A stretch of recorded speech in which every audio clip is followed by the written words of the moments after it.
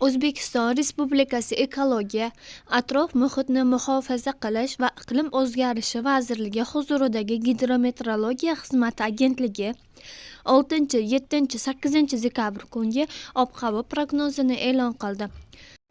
Assalomu alaykum hurmatli tomoshabin, kanalimizdan uzoqlashmang. Obuna bo'lib, like bosishni unutmang. Sizni qiziqtirgan eng tezkor, eng ishonchli va eng so'nggi ma'lumotlarni faqat bizning kanaldan topishingiz mumkin.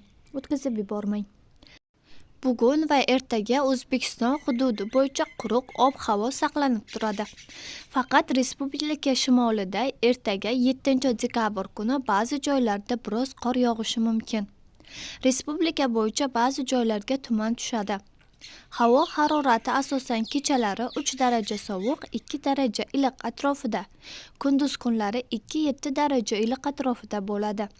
Shimolda kechalari 3-8 daraja sovuq, kunduz kunlari 2 daraja sovuq, 3 daraja iliq atrofida bo'ladi. 8 dekabrda respublika hududidagi shimoldan sovuq havo massalari kirib kelishi boshlanadi.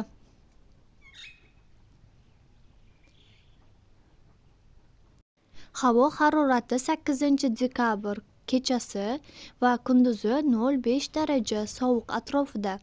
Shimolda kechasi 5-10 daraja sovuqni, kunduzi 2-7 daraja sovuqni tashkil etadi. 8 dekabrda respublika bo'yicha ba'zi joylarda qor yog'adi. Ayrim joylarda shimol tezligi 13-18 metr sekundgacha kuchayishi mumkin. Ba'zi joylarga tuman tushadi.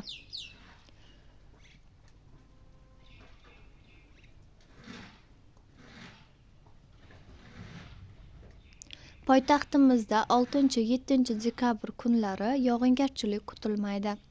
Kechasi va ertalab tuman tushishi mumkin.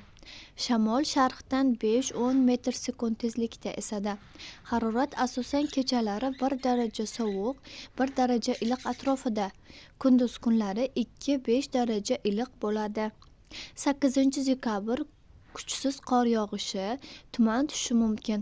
Harorat kechasi va kunduzi 2-4 daraja sovuq bo'ladi. Kelgusi haftaning boshida O'zbekiston bo'yicha harorat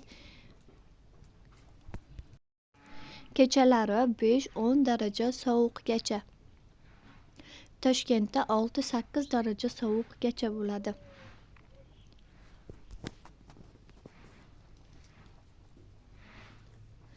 Shimolda 13-18 daraja sovuqgacha pasayishi kutilmoqda.